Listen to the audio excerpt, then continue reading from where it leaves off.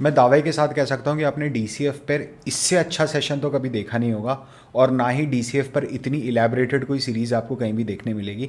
तो if you really want to understand कि DCF की मॉडलिंग कैसे की जाती है, मतलब discounted cash flow modelling Excel में कैसे की जाती है, तो प्लीज़ ये सीरीज़ तक में बने रहना लास्ट तक। एंड इसके लिए इट इज़ वेरी इंपॉर्टेंट कि आप अभी सब्सक्राइब में जाओ, सब्सक्राइब करो और बेल नोटिफिकेशन को दबाओ, ताकि जब भी DCF related series of videos में से वीडियोज़ आए तो आपको ज़रूर पता चले। Hi everyone, my name is Parth Varman, welcome to the valuation school. आज के सीरीज़ में, नॉट सीजन सॉरी, आज के सीरीज़ में हम डिस्कस करेंगे कि DCF मॉडलिंग के बेसिक फंडामेंटल्स क्या हैं, और हम ये नई सीरीज़ शुरू कर रहे हैं DCF मॉडलिंग पे। आई बिलीव आपने फाइनेंशियल मॉडलिंग, क्योंकि यार देखो फाइनेंशियल मॉडलिंग अगर मैं उस लेवल पे ले जाके बताऊंगा ना बार बार, तो यू विल गेट बोर्ड। ठीक है, आपको बेसिक फंक्शनैलिटी समझानी थी, एक स्ट्रक्चर समझाना था कि देख भाई ऐसे बनेगा मॉडल।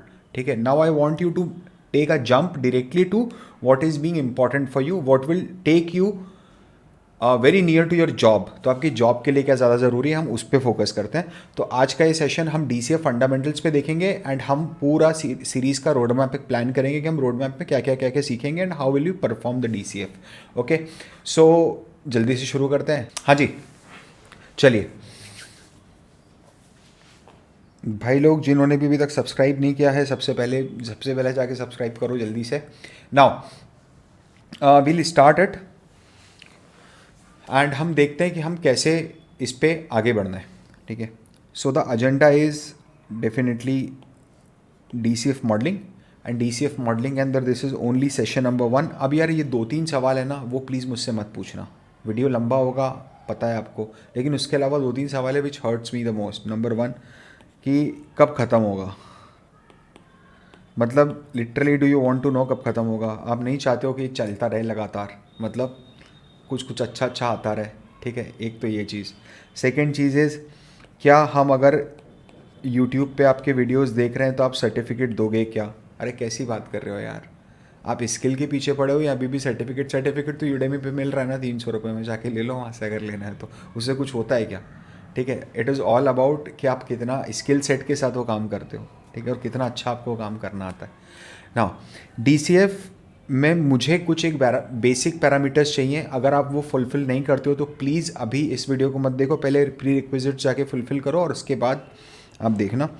तो what are the pre requisites?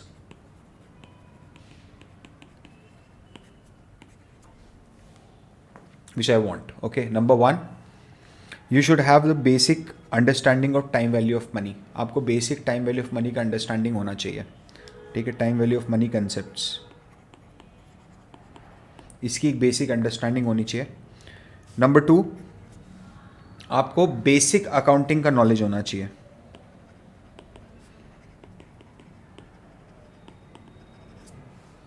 ठीक है, नंबर 3, आपने देखा होगा कि मैं इसको बोल रहा हूँ DCF modelling, right? So this is DCF modelling and not DCF valuation. Okay, I hope आपको समझ में आ रहा होगा। इसको बताने में कुछ मुझे 4-5-6 घंटे का टाइम लगेगा, इतने लंबे सेशंस होने चाहिए, ज़्यादा भी जा सकते हैं। बट DCF वैल्यूएशन समझाने में it might take me like 20-25-30 hours. ठीक है, वो इट्स नॉट पॉसिबल। इस पर आप मैं बता भी दूंगा तो वो कोई वैल्यू क्रिएट नहीं होगी। तो इन चीज़ों का आपको हमेशा से ध्यान रखना है। ओके,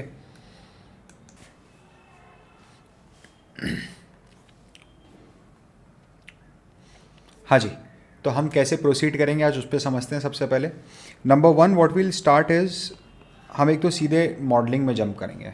मैं आपको कंसेप्ट पे ज़्यादा टाइम दूंगा नहीं, because it's a modelling session and not the DCF valuation session. तो straight we'll jump over modelling. ठीक है, सबसे पहले we'll start with building our strong foundation. किसके थ्रू? Basic DCF। आपको पहले समझ में आना चाहिए कि DCF कैसे परफॉर्म होता है एक्सेल के ऊपर। मैं डायरेक्टली आपको कोई कॉम्प्लेक्सिटी दूंगा ना आपको, उसमें से कुछ भी, मतलब यू वोंट बी सी यार। Now is the high time that you start trusting में। मैं जो बोल रहा हूँ वो करते जाओ बस, and you will be good, right? And third is the adjustments for complexity. पहले मैं बेसिक में अपना एक फाउंडेशन बहुत स्ट्रॉन्ग कर लूँ, उसके बाद मेरे को जो भी एडजस्टमेंट लगेगी वो मैं इसके थ्रू कर लूँगा। बहुत ईजी है। ठीक है, it's not something which is very very difficult for you, so don't worry about it. Now 3 pillars of DCF. So whenever I'm talking about DCF, right, आपको एक चीज़ समझनी पड़ेगी. DCF क्या होता है भाई, आप लोग सब लोगों ने पढ़ा है, ठीक है. So what is DCF? DCF is nothing but मेरे जो FCFF हैं, ये जो मेरे फ्री कैश फ्लोज हैं, ऐसा समझ लो आप. आज के फ्री कैश फ्लोज हैं, फ्यूचर के फ्री कैश फ्लोज हैं. जो भी मेरे FCFF फ्री कैश फ्लोज हैं, इनको मैं एक रेट से डिस्काउंट कर देता हूँ, ठीक है. तो जो वैल्यू निकलती है वो DCF है. अगर आइडियली आपको पूरा ऐसे ही देखना है तो ऐसे देख लो.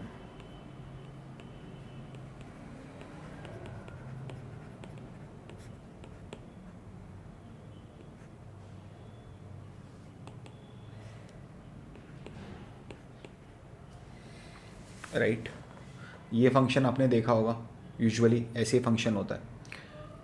1+KO होगा, वो KO कर दिया, नो प्रॉब्लम. नाउ आप देख रहे होगे DCF के अंदर मेरी 3 चीज़ें बहुत इंपॉर्टेंट है. जब भी मैं DCF की बात करूंगा तो मैं 3 चीज़ों में अजम्पशन लेके चलता हूँ कि ये 3 चीज़ों पे ही मेरे को बात करनी है. नंबर 1, पैसा. मेरे पास आज कितना है, ठीक है. तो how much money I have today, मेरा आज का पैसा मेरे पास कितना है, ठीक है. ये पैसा फ्यूचर में ग्रो होके बहुत सारा पैसा कैसे बनेगा. क्या चांसेस हैं कि पैसा फ्यूचर में ग्रो होके बहुत सारा पैसा बन जाए? बन सकता है क्या? बिल्कुल बनेगा. तो इसकी कुछ ग्रोथ होगी. मेरा जो आज का पैसा है ये फ्यूचर में ग्रो करेगा, ठीक है. सो यहाँ पर this is my cash over here. This is nothing but growth and this is खतरा बोले तो रिस्क अराउंड द ग्रोथ, ठीक है. This is the risk around the growth. मैं इसको बिल्कुल भी एकेडमिक सेशन में, कॉर्पोरेट फाइनेंस जैसे सेशन में नहीं लेके जाना चाह रहा हूँ. आप बिल्कुल बेसिक चीज़ समझो और उससे आपको अंदाज़ा लगेगा. अगर आपने किसी को भी वैल्यूएशन कर रहे हो, कभी भी आप DCF मॉडलिंग कर रहे हो, आपको 3 चीज़ों के ऊपर बात करनी है उससे कि भैया तो आज कितना पैसा कमाता है. वो पैसा अर्निंग नहीं होता है, मैं फिर बता रहा हूँ. कैश अलग होता है, अर्निंग अलग होता है. अर्निंग से कैश पे आया जाता है, उस दौरान हम क्वालिटी ऑफ अर्निंग्स को पहले असेस करेंगे, फिर उसमें काफ़ी सारे एडजस्टमेंट होंगे, ऑपरेटिंग लीज के, रिसर्च एंड डेवलपमेंट एक्सपेंडिचर के, नॉन कैश आइटम के, एक्स्ट्रॉर्डनरी आइटम्स के. उसके बाद हम कैश पे आते हैं. तो तू आज कितना कैश कमा रहा है पहले मेरे को ये बता दे, ठीक है. वंस वी कंफर्म कि आज इतना कैश हो रहा है, देन वील अंडरस्टैंड कि अच्छा ये कैश में तेरी फ्यूचर में ग्रोथ कितनी है वो बता दे, ठीक है. फ्यूचर में ग्रोथ एक बार कंफर्म हुई कि अच्छा ये कैश आज इतना है और ये फ्यूचर में जाते जाते बहुत सारा पैसा बनेगा. अब मुझे थर्ड पैरामीटर जो उसमें इंसर्ट करना है मेरे DCF मॉडल में, वो ये करना है कि इस ग्रोथ के अराउंड में रिस्क कितनी है. अगर आपने ये 3 चीज़ों के ऊपर अपनी ग्रास्प बना ली तो DCF will be cake walk for you. आप ऐसे निकाल दोगे DCF मॉडल, कोई सा भी हो, ठीक है. ये 3 बेसिक फाउंडेशन है. जब भी आपके सामने सबसे चैलेंजिंग क्वेश्चन आता है DCF का, तो आपको इन तीनों पे आके ही बात करनी है. जैसे 3 गोल्डन रूल ऑफ अकाउंटिंग होते हैं ना, debit what comes in, credit goes out, blah blah blah blah blah, ठीक है. ये समझ लो ये 3 गोल्डन पिलर्स ऑफ DCF है. आप जब भी आप DCF में अटकोगे, मैं आपको सीधे वापस यहीं पर ही लेके आऊँगा कि भाई तू कैश समझ गया, ग्रोथ समझ गया, रिस्क समझ गया, अब क्या प्रॉब्लम आ रही है. अगर आपने ये 3 चीज़, मैं ये नहीं बोल रहा हूँ ये 3 चीज़ समझ के आप एक्सपर्टीज़ बन गए, आप एक्सपर्टाइज हो गया आपके अंदर, कुछ भी ऐसा नहीं है, ठीक है. एक्सपर्टीज़, वैल्यूएशन और मॉडलिंग तो ऐसा सब्जेक्ट है यार जहाँ पर सालों साल लग जाते हैं, मतलब 8-8, 10-10 साल पुराने लोग भी स्ट्रगल करते हैं. तो आई am not talking about that, I am talking about कि एटलीस्ट आप basic idiotic kind of errors नहीं करोगे जिससे मुझे आपको बचाना है. You being an entry level executive, आप जब एक किसी इन्वेस्टमेंट बैंक या वैल्यूएशन या इक्विटी रिसर्च में एंट्री लेवल पे जाते हो तो वो आपसे एक्सपर्टाइज बनने की, एक्सपर्ट का रिक्वेस्ट नहीं है, उसका रिक्वायरमेंट नहीं है कि मेरे को कोई एक्सपर्ट मिल जाए. If the organisation is hiring for a fresher level, उसका सिर्फ ये एक्सपेक्टेशन है कि आपका माइंडसेट कैसा है और क्या आप इडियोटिक एरर्स कर देते हो, ठीक है. अगर ये 2 चीज़ों को आपने सॉर्ट कर लिया तो I don't think so there be any reason why you should worry about कि मेरे को ये नहीं आता और मेरे को वो नहीं आता है. So I hope this should be very very good और ये बहुत अच्छा होगा आपके लिए. Okay, now coming back to our first component. अब तीनों कंपोनेंट को ब्रेक करते हैं एक एक करके. सबसे पहले कैश समझते हैं, ठीक है. अब कैश तो राजा है, अब सबको पता है कैश इज़ द किंग, और उसी से मेरा पूरा का पूरा DCF डिसाइड होता है फ्यूचर तक. मेरा पूरा business is dependent on cash, कि मेरे बिजनेस की value is directly proportional to मैं कितना कैश आज जनरेट कर रहा हूँ और कितना कैश मैं फ्यूचर में जनरेट करूँगा. उसी से मेरे बिजनेस की वैल्यू डायरेक्टली प्रोपोर्शनेट है। अगर कोई बिजनेस ऐसा है जहाँ फ्यूचर में कैश जनरेशन नहीं है, डेफिनेटली उस बिजनेस की वैल्यू ज़ीरो है। जहाँ पर एक पॉइंट ऑफ टाइम के बाद आके कैश जनरेशन बंद हो जाएगा, ये सर्टेनिटी, तो आप समझ लेना आप DCF नहीं कर रहे हो सर, आप कैपिटल बजटिंग कर रहे हो। आप एक toll, like for example what, एक इंफ्रास्ट्रक्चर कंपनी है, टोल का प्रोजेक्ट मिला, सड़क बना दो, 1000 करोड़ का असाइनमेंट, 1000 करोड़ रुपये भी लग जाएंगे, 25 साल तक टोल लेते रहना, 26वें साल से बंद कर देना। अब यहाँ पर आप DCF नहीं लगा सकते, यहाँ पर कैपिटल बजटिंग लगेगी।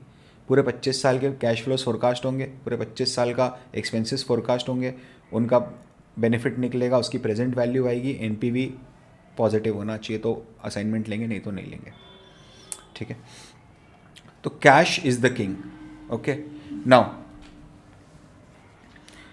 Cash is the king, and cash जो है वो जो फ्यूचर का कैश है आपका, ठीक है, जो कैश आपके पास फ्यूचर का कैश है, आज का कैश किंग नहीं है, ये बात फिर ध्यान रखना। आज आप कितना कैश जनरेट कर रहे हो, इससे definitely you are standing on a platform, but मेरे बिजनेस की वैल्यू डराइव होती है कि मेरी फ्यूचर कैश जनरेटिंग कैपेबिलिटीज कितनी है। जब भी आप वैल्यूएशन परफॉर्म करते हो, वैल्यूएशन हमेशा फॉरवर्ड लुकिंग होता है, आप आगे देखते हो कि मुझे क्या करना है, ठीक है, ना कि हिस्ट्री में क्या हुआ है। फोरकास्टिंग में देखा था ना, why we are not taking AM and GM, why, because it is a historical looking data. I want something concrete कि मेरे को फोरकास्ट बता तो आगे क्या होगा, ठीक है। और हम एक एस्पेक्ट और फोरकास्टिंग का कवर करने की कोशिश करेंगे इस सीरीज़ में, but this will be very structured series, जहाँ पर थट करके आपका काम हो जाएगा। क्योंकि आप एक बात समझना, अगर आप अभी भी, I am so sorry that I M diverging from the topic, but आपको अगर अभी भी ऐसा लगता है कि मेरे को फाइनेंशियल मॉडलर बनना है, this channel is not for you, आप छोड़ के चले जाओ। आई am not saying this with ego, but आप अपना टाइम वेस्ट कर रहे हो। मैं आपके लिए कोई वैल्यू क्रिएट नहीं कर सकता अगर आपको फाइनेंशियल मॉडलर बनना है। तो अगर आपको एनालिस्ट बनना है, then please here be with me and we'll make your career good, don't worry about it, उसकी टेंशन फिर आप मत लेना। ओके, नाउ, और मुझे कुछ इंपॉर्टेंट बात भी करनी है लास्ट में, तो प्लीज़ लास्ट तक बने रहना। जो रेगुलर हैं, जो मज़े के लिए देखते हैं, वो तो छोड़ के चले ही जाएंगे, तो कोई प्रॉब्लम नहीं है। नाउ, फ्यूचर में जो मेरा कैश फ्लो है, इस फ्यूचर के कैश फ्लो को जब मैं डिस्काउंट करके, इस फ्यूचर के कैश फ्लो को जब मैं डिस्काउंट करके यहां पर लेके आता हूं, when I do that discounting with my future cash flow, तो ये मेरे धंधे की वैल्यू बनती है आज, ठीक है, ये मेरे बिजनेस की वैल्यू बनती है आज। अभी ये डिपेंड करता है ये कौन सी वैल्यू निकली। जो वैल्यू निकल रही है, ये वाली जो वैल्यू हम बात कर रहे हैं, ये वैल्यू इंटरप्राइज वैल्यू भी हो सकती है, इक्विटी वैल्यू भी हो सकती है। बात करते हैं अभी उसमें, एक मिनट में बात करते हैं, ठीक है, डोंट वरी। तो ये आपको समझना है कि मेरे पास आज कुछ कैश फ्लोज हैं, मैं उनको फ्यूचर में टानूंगा और उन सबको डिस्काउंट करके मेरे पास फिर से लेके आ जाऊंगा, तो मेरे बिजनेस की वैल्यू आज बनेगी कि मेरा फ्यूचर में बिजनेस कितना पैसा जनरेट करता है, उसकी आज वैल्यू कितनी है, वो मेरे बिजनेस की वैल्यू है, अगर मैंने cash flows business cash flows रखे हैं तो। ओके, नाउ आई होप ये चीज़ समझ में आई होगी, यहाँ तक बिल्कुल क्लियर होगा। अरे बोलो नालायक को, क्या कर रहे हो भाई, है कि नहीं है क्लियर? आप लोग भी कैसे बोलोगे, आपको तो लाइव में बिठा के ही नहीं रखता हूँ मैं। ओके, नाउ प्लीज़ अंडरस्टैंड, थोड़े तीर वीर और बना देते हैं, सुंदर लगेगा, ठीक है। चलो, तो ये चीज़ अपने को बहुत अच्छे से समझ में है कि मेरी फ्यूचर कैश फ्लोज और उसका डायरेक्ट रिलेशन है मेरे बिजनेस की वैल्यू पे। मैं सब आपको भी दिखाऊंगा, डोंट वरी। नाउ, अब मेरे पास समस्या आती है कि सर मेरे को कैश फ्लो कौन सा पिक करना है, क्योंकि जो मेरे कैश फ्लोज होते हैं वो दो तरह के होते हैं, जितना मैंने समझा है, ठीक है। एक होता है मेरा future free cash flow to firm, FCFF, और एक होता है मेरा free cash flow for equity share holders, FCFE, ठीक है। तो आपको ये डिसाइड करना है कि आप किस वैल्यू के पीछे परसीव कर रहे हो, what value you are perceiving. अगर आप इंटरप्राइज की वैल्यू, मतलब पूरे बिजनेस की वैल्यू, इंटरप्राइज यानी पूरे बिजनेस की वैल्यू आप परसीव कर रहे हो, do you want to calculate the value of the entire enterprise, और do you want to calculate the value for equity share holders, ठीक है। ये आपको समझना पड़ेगा कि आप क्या चीज़ के लिए परसीव कर रहे हो। अगर आप इक्विटी वैल्यू कैलकुलेट कर रहे हो तो आपको FCFE के थ्रू स्टार्ट करना पड़ता है। अगर आप एंटरप्राइज वैल्यू कैलकुलेट कर रहे हो तो आपको FCFF से स्टार्ट करना पड़ेगा, ठीक है। मुझे पता है कई लोगों को पता होगा कि आप बोरिंग नॉलेज दे रहे हो, बट भाई जिनको नहीं पता उनके लिए बहुत इंपॉर्टेंट है। और मुझे नहीं पता ना आप क्या कचरा लेके आए हो DCF का यहाँ पर पढ़ने के लिए, ठीक है। तो मुझे तो सबको एक साथ लाइन पे रखना है। नाउ यहाँ पर बॉस डिनोमिनेटर और न्यूमरेटर का खेल है। कैश फ्लो क्या रखना है और डिस्काउंट रेट क्या रखना है। जैसे फॉर एग्जांपल मैं बोलता हूँ अनलीवर्ड ही रहेंगे सारे कैश फ्लो, तो अनलीवर्ड बार बार मुझे बोलने की ज़रूरत नहीं है। अनलीवर्ड मतलब without after the taken for the impact of debt, ठीक है। तो अनलीवर्ड फ्री कैश फ्लो है। तो जब भी आप फ्री कैश फ्लो सुनते हो तो वो FCFF होता है, बाय डिफॉल्ट समझ लेना। इसके आप नोट्स बनाते जाओ चाहो तो, मैं सही बता रहा हूँ। इस सेशन के लगे तो आप 2 मिनट रुक जाओ, वापस रिवाइंड कर लो और फिर नोट्स बना दो। ये डेक तो मैं दे ही दूंगा, कोई प्रॉब्लम नहीं है। ओके, सो अनलीवर्ड फ्री कैश फ्लो क्या होता है, बिजनेस के लिए होता है। जब भी आप फ्री कैश फ्लो वर्ड सुनोगे तो FCFF की बात कर रहे हैं। जब वो free cash flow to equity बोलेगा तो स्पेसिफिकली इक्विटी की बात होगी। तो उसको मैं डिस्काउंट करूंगा वैक से। वैक is nothing but my weighted average cost of capital for the entire firm. Okay, इसके लिए कभी ये गड़बड़ ना हो जाए, मतलब कि आप FCFE को वैक से डिवाइड ना कर दो, आप FCFF को कॉस्ट ऑफ इक्विटी से डिवाइड ना कर दो। इसके लिए सिर्फ एक प्रिंसिपल काम आता है, और वो प्रिंसिपल मॉडलिंग में तो लगता ही लगता है, बट वो प्रिंसिपल वैल्यूएशन में भी लगता है। That is the principle of consistency. आपको कंसिस्टेंट रहना पड़ेगा बार बार हर चीज़ के लिए, ठीक है। कि आप जो भी कर रहे हो उसमें you have to be very consistent. Okay, that what are you taking in numerator has to be the same impact in the denominator. Like for example इसमें अगर आप देखोगे तो हमने देखा है ऊपर हमने लिखा है available to all capital providers, FCFF, which is available to all capital providers, कि मेरे सारे कैपिटल प्रोवाइडर्स को FCFF अवेलेबल है।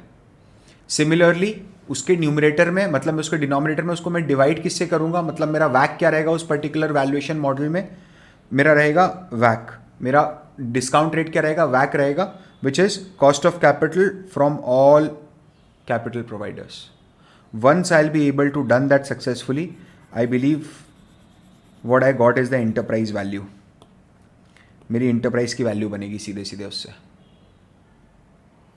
मतलब वो सारा पैसा समझना। अच्छा, ये इसका कैलकुलेशन कैसे होता है एक बार छोटा सा समझ लो, बाकी डिटेल में कवर करेंगे।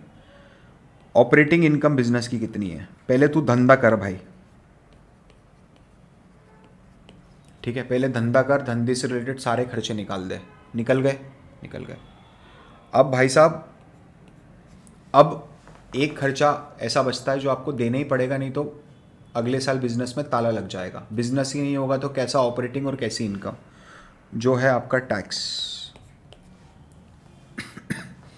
ठीक है। यहाँ से net operating income after tax, okay, यहाँ से आपका FCFF का कैलकुलेशन डिसाइड होता है। इसके बाद अभी तक मैंने क्या कमती नहीं करा है, इसमें इंटरेस्ट नहीं काटा है ना। तो इंटरेस्ट जब तक नहीं काटूंगा मैं, क्या मैंने यहाँ से इंटरेस्ट रिड्यूस किया है, अभी तक नहीं किया है ना। तो जब तक मैंने इंटरेस्ट रिड्यूस नहीं किया है ना, इस पूरे पैसे पे अधिकार 2 लोगों का है। Number 1 equity share holders, number 2 debt shareholders, मतलब डेट होल्डर्स। वो दोनों आके इस मनी पे क्लेम कर जाएंगे। एक बार मैं इसमें से रिडीम कर दिया पैसा, मेरा रिडम्शन का पैसा निकाल दिया अगर निकालना है तो, अगर मैंने इंटरेस्ट का कंपोनेंट दे दिया, उसके बाद जो पैसा बचेगा, क्या उसमें डेट होल्डर आके कुछ से बोलेगा? नहीं बोलेगा, कंप्लाई कर रहा हूँ मैं, क्यों बोलेगा? वो सीधे बोलेगा अब पैसा किसके पास है, अब इक्विटी शेयर होल्डर का पैसा है पूरा का पूरा। ओके, तो यहाँ से उसका बेस स्टार्ट होगा। Definitely we'll add depreciation and what not, वो सब चीज़ें हम आगे करते जाएंगे, वो समझेंगे पूरा, ठीक है ना। तो सिमिलरली अगर मुझे इक्विटी वैल्यू निकालनी है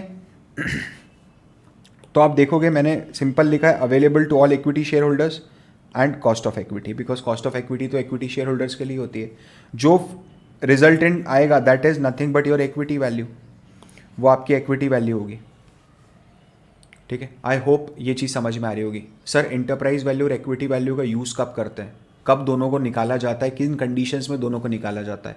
क्या मैंने एंटरप्राइज वैल्यू निकाल लिया तो मुझे फिर से DCF लगा के इक्विटी वैल्यू निकालनी पड़ेगी, या फिर मैं DCF के अंदर ही कुछ ऐसा कर दूंगा कि मुझे दोनों एक साथ मिल जाएंगी? ये सारी चीज़ें हम आने वाले सेशंस में कवर करेंगे, ठीक है। Will cover it in absolute detail, don't worry about it. Now ये मेरा कैश फ्लो का पार्ट हुआ, ठीक है। अब समझना आप मॉडलिंग के हिसाब से ग्रोथ एस्पेक्ट। ग्रोथ मतलब जहाँ पर रिस्क इन्वॉल्व है, वो मेरी ग्रोथ है। जहाँ पर मेरा रिस्क इन्वॉल्व है, दिस इज द रिस्क। ये आप देख रहे हो, ये रिस्क है मेरा,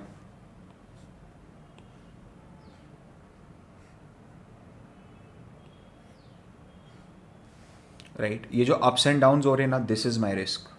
आई need to cater something over here. इसके लिए मुझे केटरिंग करनी है मेरे कैश फ्लोज के अंदर, उसको मैं करता हूँ।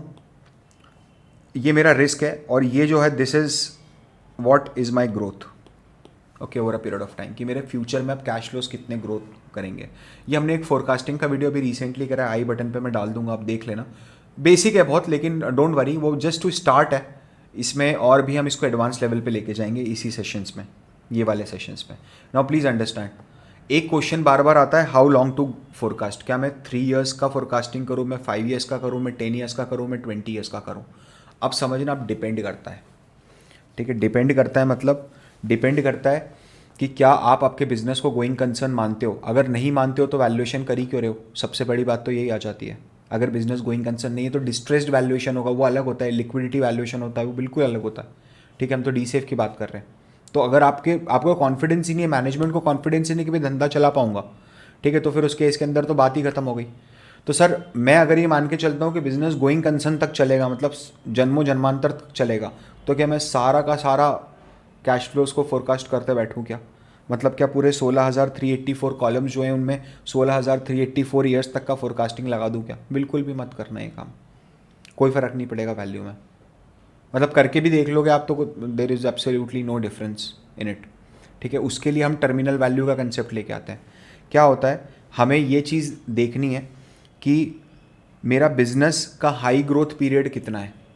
क्या मेरा बिजनेस एक टेक बिजनेस है, स्टार्टअप टेक बिजनेस है, जहाँ 5 ईयर्स हाई ग्रोथ आती है और फिर डिप मार जाता है, ठीक है। क्या मेरा बिजनेस एक एडटेक बिजनेस है। देखो टेक रिलेटेड जितने भी बिजनेस है ना, वो सब हाई ग्रोथ, उनका हाई ग्रोथ पीरियड बहुत शॉर्ट भी होता है। जैसे फॉर एग्जांपल 3 महीने 4 महीने पहले जैसी फिजिक्स वाला के बारे में लोग बात कर रहे थे वैसी आज नहीं कर रहे हैं, ठीक है। बायजूस के बारे में जैसी बात 2 साल पहले हो रही थी वैसी आज नहीं हो रही है। अनअकैडमी के बारे में 3 साल पहले जैसी बात हो रही थी वैसी आज नहीं हो रही है। I am talking about corporates, ये लाइफ साइकिल है, they have nothing to do with that, ठीक है। उसके अगेंस्ट में सेरेलेक जैसी कंपनी है, नेस्ले जैसी कंपनी, उसका क्या हाई ग्रोथ पीरियड कुछ भी होगा? नहीं होगा। आप जो भी करोगे वो मॉडरेट ग्रोथ के अंदर आएगा। मतलब ये हाई ग्रोथ पीरियड का मतलब ये है कि बिजनेस हाई ग्रोथ कर रहा है, इसका मतलब नहीं कि बिजनेस 20%, 30%, 40% पे ग्रो कर रहा है। बिजनेस इकोनॉमी से हायर ग्रो कर रहा है। बिजनेस मेरी इकोनॉमी से हायर ग्रो कर रहा है। मेरी जो लॉन्ग टर्म जीडीपी रेट है इंडिया की, उससे बिजनेस एक स्टेप जाके आगे जाके ग्रो कर रहा है। वो पीरियड कितना है, ठीक है। और एक पॉइंट ऑफ टाइम ऐसा आता है जब बिजनेस को मेरे को कन्वर्ज करना पड़ेगा कि भाई अब रुक जा, अब तो इससे ज़्यादा ग्रो नहीं कर सकता, इससे तेज़ मत चल, ठीक है। एंड उस पॉइंट पर मैं टर्मिनल वैल्यू का कैलकुलेशन करता हूँ। मेरे ग्रोथ पीरियड 2 पार्ट्स में डिवाइडेड रहते हैं। एक होता है मेरा एक्सप्लिसिट फोरकास्ट पीरियड, मतलब ये है कि ये जो है ये आपका एक्चुअल है, ठीक है, और ये आपके फोरकास्ट है, forecast 1, forecast 2, forecast 3, forecast 4 and forecast 5। आप ये प्रिजम्पशन लेते हो कि ये जो 5 ईयर्स हैं दिस इज, ये होगा हायर ग्रोथ देन जीडीपी और इंडस्ट्री। मैं दोनों के मतलब समझाऊंगा, बिना मतलब के मैं कोई बात नहीं करूंगा आपसे। जीडीपी और इंडस्ट्री मैंने क्यों लिखा है आपको आगे पता चल जाएगा, ठीक है। ये मेरा, इसको मैं बोलता हूँ explicit forecast period. Most of the people जितने भी स्टूडेंट्स मैंने देखे हैं वो सब परेशान होते हैं कि सर मुझे आप ये बता दो कि मैं ये वाली ग्रोथ रेट कैसे निकालूँ, मैं ये वाली ग्रोथ रेट कैसे निकालूँ, मैं ये वाली ग्रोथ रेट कैसे निकालूँ। आप लोगों का पेन पॉइंट यहाँ पर होता है बहुत ज़्यादा कि मैं ये ग्रोथ रेट कैसे निकालूँ, ये कोई मेरे को समझा दो, मेरे को नहीं समझ में आ रहा है, ठीक है। जबकि वो गलत है, मैं आपको प्रूव करके बताऊँगा क्यों आप गलत, आप मिनिस्क्यूल चीज़ के पीछे भाग रहे हो। सो यू नो वो एक मीम बनते थे ना अभी कि in the search of gold we lost the diamond, ठीक है। वैसी चीज़ है कि you are in search of gold but you will be losing the diamond, ठीक है। सो वील अंडरस्टैंड कि ये हमारा एक्सप्लिसिट फोरकास्ट पीरियड है। एक बार एक्सप्लिसिट फोरकास्ट पीरियड देख लो आप कैसा दिखता है। तो ये जो है दिस इज़ माई एक्चुअल्स, हम ऐसे ही मॉडल बनाएंगे। ये मेरा एक्चुअल है, देखो ये हमारा ऐसा मॉडल रहेगा डीसीएफ का, हमारे अजम्पशंस ऊपर रहेंगे, ये बेसिक डीसीएफ मॉडल है और ये हमारी डीसीएफ की वैल्यूएशन होगी यहाँ पर, ठीक है, बट मैं आपको इतना स्मूथली ब्रेक डाउन करना बताऊंगा इन सब चीज़ों को, और इतना लाइन आइटम वाइज चलाऊंगा कि आपके हाथ में कंट्रोल में आ जाएगा DCF की मॉडलिंग करना।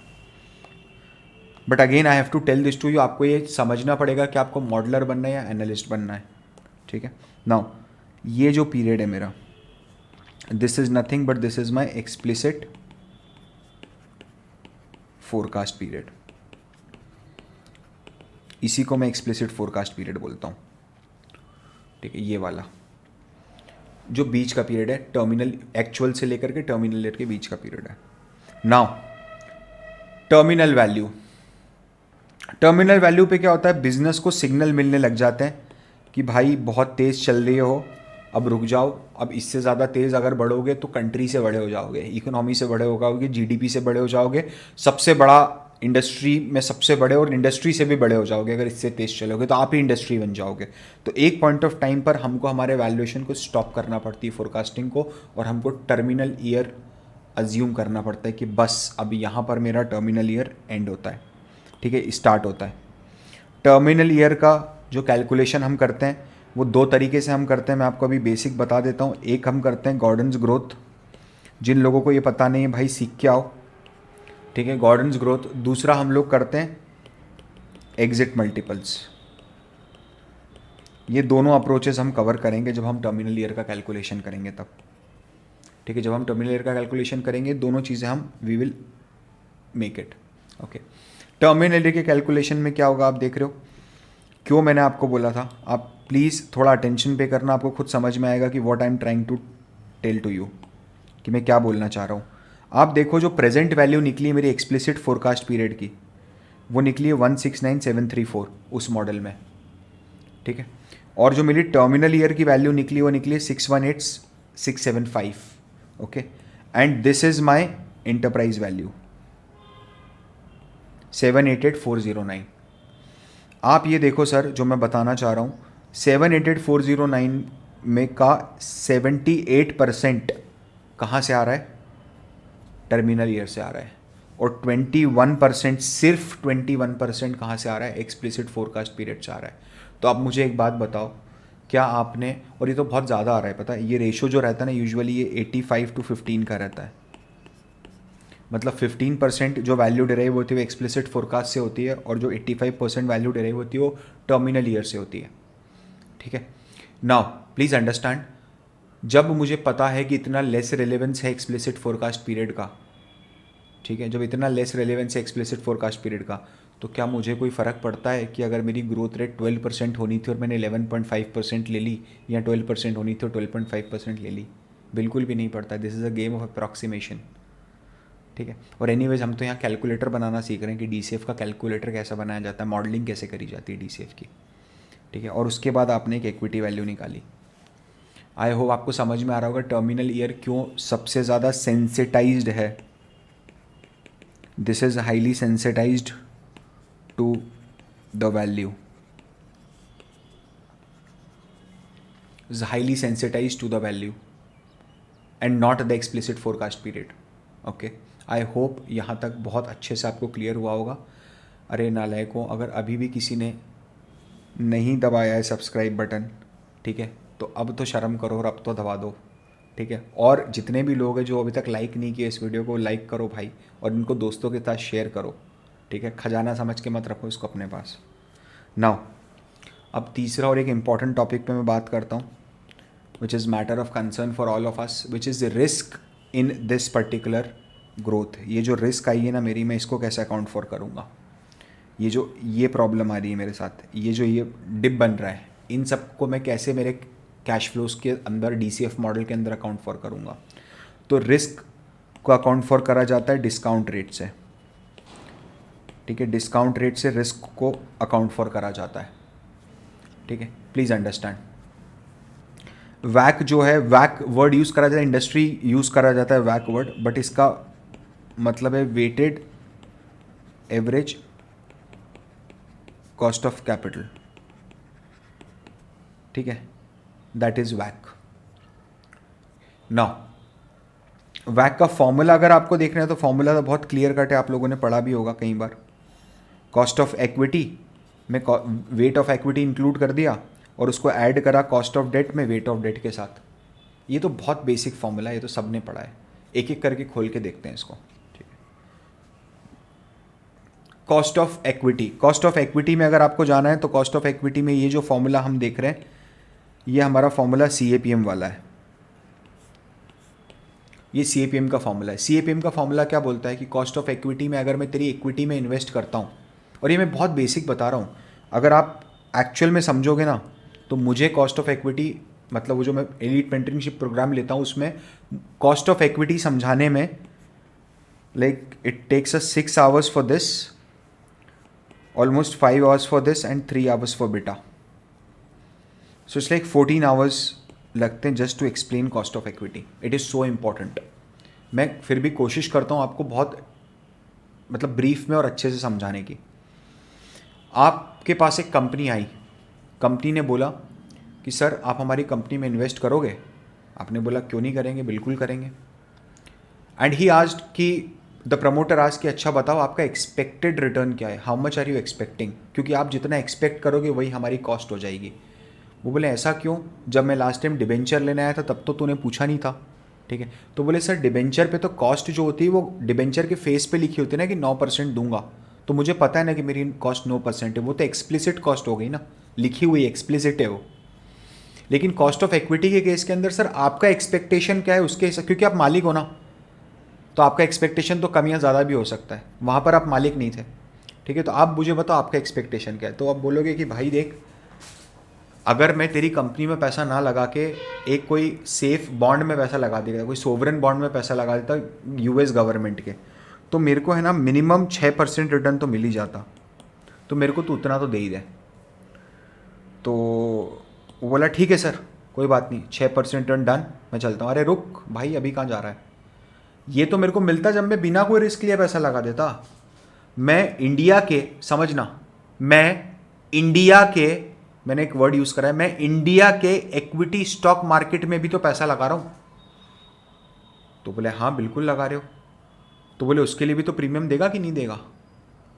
तो बोले हाँ सर वो प्रीमियम भी लेना है, वो प्रीमियम भी ले जाओ कोई बात नहीं।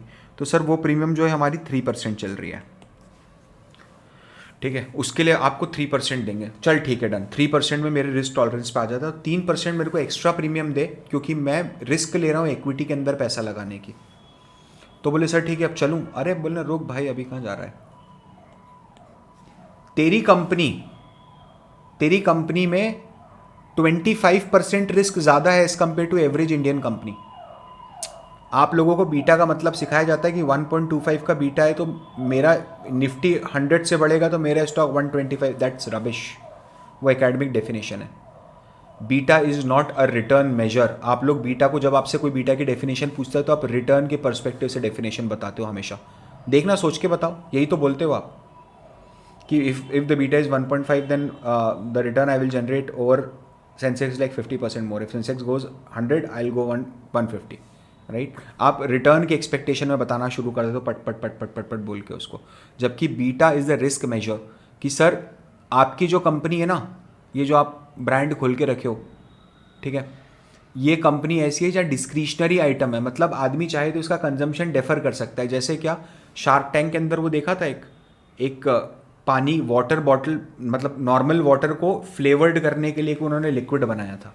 क्या मर जाओगे क्या वो लिक्विड नहीं पियोगे? तो समझ के बताना, क्या वो डिस्क्रिशनरी आइटम नहीं है?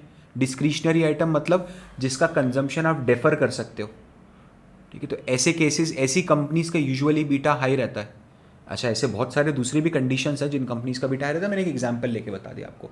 आई होप आपने देखा होगा, बियॉन्ड वाटर करके एक छोटा सा ब्रांड है, शार्क टैंक में आया था, ठीक है। वो कोई ज़रूरत नहीं है ना मेरे को, अगर नहीं पीना है, मतलब I just want water, right, I don't want flavoured water to survive, ठीक है। अगर मेरी पानी बनाने की कंपनी होती ना, बिस्लरी की बॉटल जैसी, तो मेरा बीटा बहुत कम होता, because of non discretionary item है। मर जाएगा लेकिन पानी, मतलब नहीं पिएगा तो ऐसे ही मर जाएगा, ठीक है। तो पैसा नहीं देखेगा, उसको इमीडिएट कंजम्पशन चाहिए। Tobacco cannot refrain, person the addict cannot refrain himself from consumption of tobacco। ऐसा नहीं उसके हाथ में पैसा नहीं है तो कंज्यूम करना बंद कर देगा। तो तेरा जो बिजनेस है भाई वो डिस्क्रिशनरी नेचर का है, तो तू एक काम कर, मेरे को 1.5% और दे जा 3 के ऊपर। तो बोले सर डन, लेकिन याद रखना, कल को अगर आपने किसी ऐसी कंपनी में पैसा लगाया जो लेस रिस्की है तो ये कम भी कर दूंगा मैं, तो बोले हाँ वो चलेगा, कोई प्रॉब्लम नहीं है। ऐसा करते करते आप अपने बीटा के, आप अपने एक कॉस्ट ऑफ इक्विटी पे पहुंचे विच इज़ 10.5,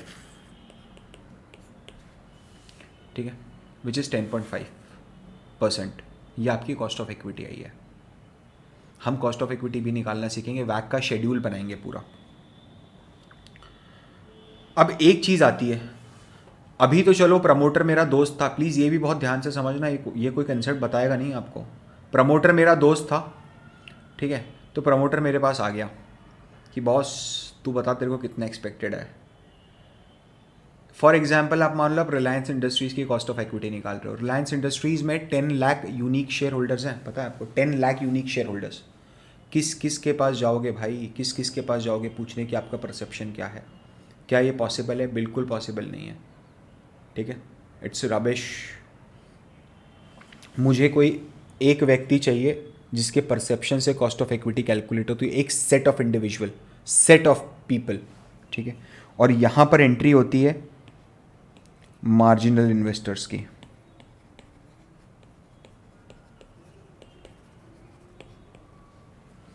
यहाँ पर एंट्री होती है मार्जिनल इन्वेस्टर्स की। मार्जिनल इन्वेस्टर्स कौन होते हैं पता है? मार्जिनल इन्वेस्टर्स होते हैं number of shares to influence and second criteria, and लगाया मैंने और नहीं लगाया, ध्यान रखना, ठीक है। इसके नोट्स बना लो प्लीज़। विलिंगनेस टू ट्रेड, वैसे मैं ये पीपीटी दे दूंगा, मैं फिर बता रहा हूँ आपको। ये 2 क्राइटेरिया मीट करना चाहिए, ये एंड है। यानी क्या हो गया, क्या मुकेश भाई अंबानी रिलायंस में मार्जिनल इन्वेस्टर है? मुकेश भाई के पास इतने शेयर तो हैं कि अगर मार्केट में डंप कर दें तो मार्केट में शेयर रेट उथल पुथल हो जाए, बिल्कुल है। क्या मुकेश भाई के पास विलिंगनेस टू ट्रेड है? क्या मुकेश भाई अपने शेयर बहुत विलिंगली ट्रेड करते हैं? बिल्कुल नहीं करते। तो प्रमोटर मार्जिनल डेफिनेशन की रेंज से बाहर हो गया। वॉरेन बफेट का एग्जांपल लो, कोको कोला। क्या वॉरेन बफेट के पास एडिक्वेट नंबर ऑफ शेयर्स हैं in order to influence the price of Coca Cola in the market? Absolutely yes, बिल्कुल है। लेकिन क्या उनकी विलिंगनेस टू ट्रेड है? बिल्कुल भी नहीं है। वो बैठे हुए हैं 50 साल से वो प्राइस लेकर, वो बैठे रहेंगे आगे तक, ठीक है। तो इस केस के अंदर जो मेरे पास आते हैं वो ये आते हैं, कौन आता है? Who is the hero? My heroes are FIIs। FIIs मतलब इंस्टीट्यूशनल इन्वेस्टर, इसमें DII भी इंक्लूड कर लो, कोई प्रॉब्लम नहीं है। ये मेरे हीरो हैं। तो मैं इनकी परसेप्शन क्यों लेता हूँ पता है? Why I want their perception in everything, because they are well diversified.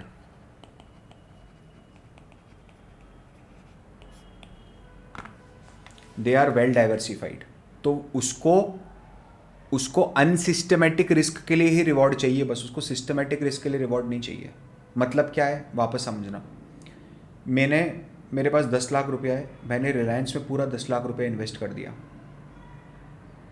मैं क्या चाहूँगा, रिलायंस के स्टॉक के साथ क्या हो अगले 1 साल में?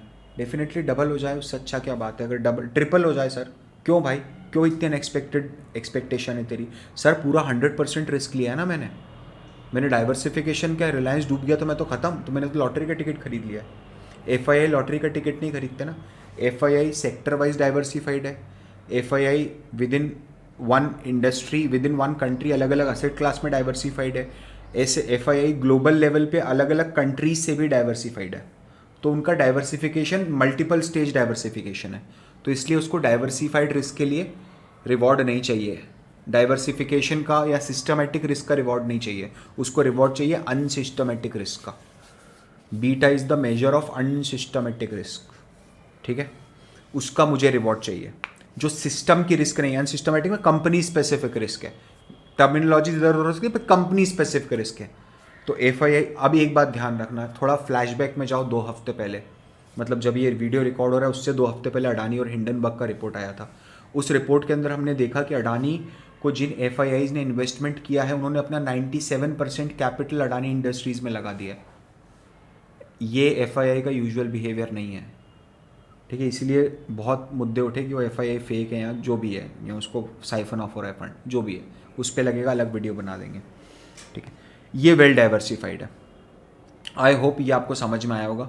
इसी के पर्सपेक्टिव से हम कॉस्ट ऑफ इक्विटी निकालने की कोशिश करते हैं। Now cost of debt, please समझना, कॉस्ट ऑफ डेट का मतलब ये है कि क्या कॉस्ट ऑफ डेट जो मेरा बॉन्ड होता है, ठीक है, जो भी मेरा बॉन्ड का इंडेंचर है, ठीक है, दिस इज माय बॉन्ड, ये मेरा बॉन्ड है, बॉन्ड का जो इंडेंचर है उस इंडेंचर पे लिखा होता है ना 9%, ठीक है, लिखा होता है 9%। तो ये तो एक तरह से cost of debt explicit cost है कि सर 9% की कॉस्ट तो लग रही है, मैंने एक डिबेंचर इशू करा है, 9% की कॉस्ट लग रही है, तो कॉस्ट ऑफ डेट 9% लो, वैक कैलकुलेट करो, DCF निकाल दो। रुक जा भाई, 1 मिनट रुक जा, एक कंडीशन में मेरे को जवाब दे के बता बस, ठीक है, एक कंडीशन समझना आप और उसमें जवाब देना। आप सब जवाब देना अगर पॉसिबल हो तो खुद से जवाब दे के सोचना। आपने 2000 एंड ज़्यादा हो गया 2019 में आप लोगों ने एक बॉन्ड इशू करा था @ से 7% पे। मान लो you are in a no tax environment, कोई टैक्स नहीं लग रहा है, सिंप्लिसिटी के लिए बोल रहा हूँ मैं, और आप अभी खड़े हो, currently you are standing at 2023, ठीक है, and you want to value your company और you want to get another budgeting project. अब आप क्या करते हो, जो एकेडमिक में आपको सिखाया जाता है ना कि बॉन्ड कितने पे इशू करा है, 7% पे करा है, तो मेरी KD कितनी हो गई, मेरी KD 7% हो गई। रुक जा, is wrong, it's not how it should be. उसका रीज़न बताता हूँ। KD 7% है, आपने तो हिस्टोरिकल KD देखी है 2019 की, आपने मान लो 7% से वैल्यू करके प्रोजेक्ट निकाल दिया, पॉजिटिव NPV है, जिसको समझ में नहीं आ रहा रुक के समझना, देखते धीरे धीरे समझना, ठीक है। आपने प्रोजेक्ट टान दिया आगे 7% से, उसका प्रेजेंट वैल्यू निकाला, पॉजिटिव NPV आ रही है, okay sir we will be taking a project, will be more than happy to work with you in future, ठीक है, हो गया। अब आपको चाहिए 400 करोड़ रुपये, आप मार्केट गए लेने, मार्केट आपको बोलता है कि भाई 7% पे तो पैसा मिलता था 2019 में, अभी की बात करो 11% का रेट है, हाँ कि ना।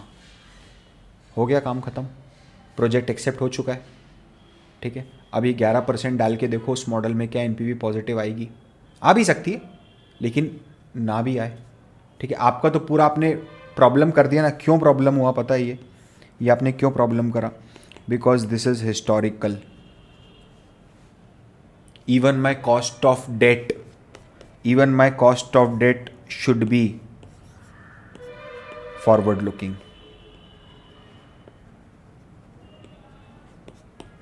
तो उस केस के अंदर मुझे क्या करना है ये हम आने वाले कुछ सेशंस में डिस्कस करेंगे, ठीक है।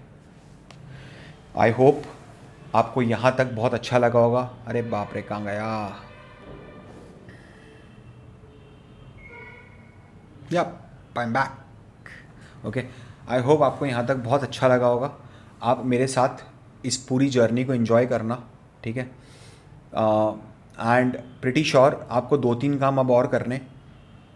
नंबर 1, यहाँ पर हमें कुछ डेटा की रिक्वायरमेंट होगी। प्लीज़ हाँ, ये मैंने लिखी नहीं है तो मैं बता देता हूँ, ओके। कुछ एक चीज़ें हैं जो आपको करनी है। सबसे पहले watch financial modelling all sessions, वो बेसिक है आपका, उसके बिना आप ये नहीं कर सकते, ठीक है। फिर watch DCF modelling in order. Session 1 ही पहले देखना है, सेशन 2 नहीं देखना है। ऑर्डर में चलना, क्योंकि वो पूरी स्टेटमेंट बनते बनते 4-5 सेशन 6 सेशन लगेंगे, ठीक है। पूरी स्टेटमेंट आपके कंट्रोल में होगी। Number 3, we need data, we might be requiring data. तो what I will do is, मैं डेटा को मेरे सोर्सेज से इकट्ठा करूँगा and I will put it in the Google drive, जिसकी लिंक ऑलमोस्ट हर सेशन के अंडर होगी, हर सेशन के डिस्क्रिप्शन में होगी। यहाँ पर I will try to give you 5 companies का कंप्लीट डेटा जो आपको चाहिए मॉडल बनाने के लिए। आप कोई भी एक अपनी पसंद की कंपनी पिक कर लेना और उससे मॉडल बना देना। आई होप ये तो विन विन गेम है। रीज़न बिंग मुझे आपकी प्रैक्टिस करानी है, that is most important. Sorry for bad hand writing but that is most important. ठीक है, आपको बार बार मेरे को प्रैक्टिस करानी है कि over a period of time तू प्रैक्टिस करता रहे।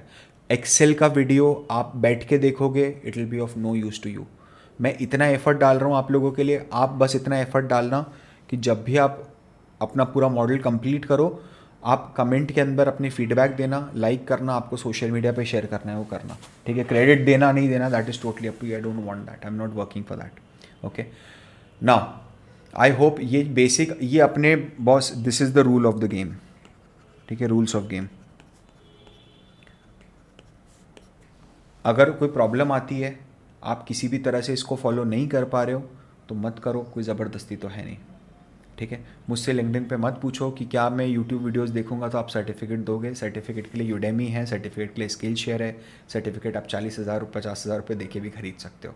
ठीक है, सो आपको अगर सीखना है तो आई will be here for you, and actual में सही तरीके से सीखना है तो आई will be here for you.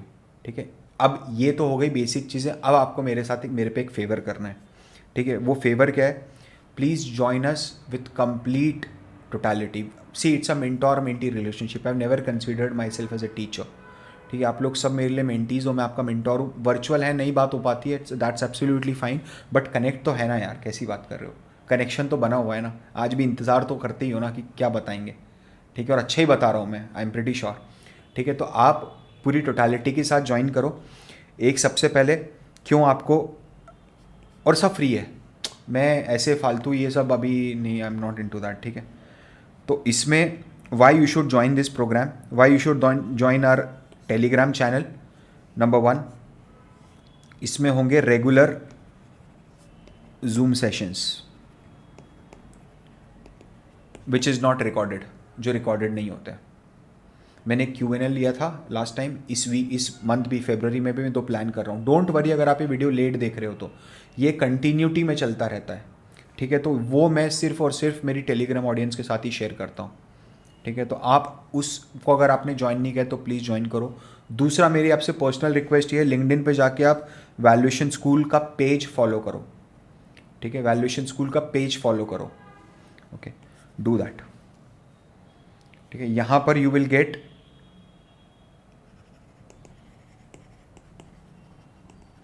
Mind blowing facts and content, general content about corporates.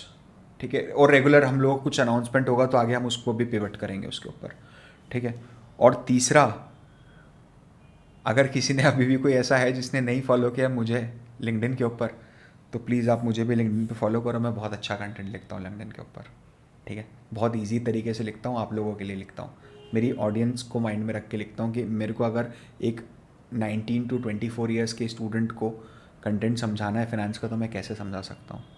ठीक है, और तीसरी और आखिरी चीज़, मतलब फोर्थ और लास्ट चीज़, अगर अभी तक भी आपने सब्सक्राइब नहीं किया है ना तो सब्सक्राइब करो और साथ में घंटी भी बजा देना। ठीक है, घंटी भी बजाओ। क्यों? क्योंकि ज़रूरी है आपको कि जब अगला वीडियो आए तब आपको पता चले कि अगला वीडियो आ चुका है। Okay, with this regard I would leave you here. ठीक है, please keep learning, keep shining. I will B with you till the time you get your job in finance, and maybe with you for rest of your life, right, as your finance mentor. So this is Parth Verma. Thank you so much.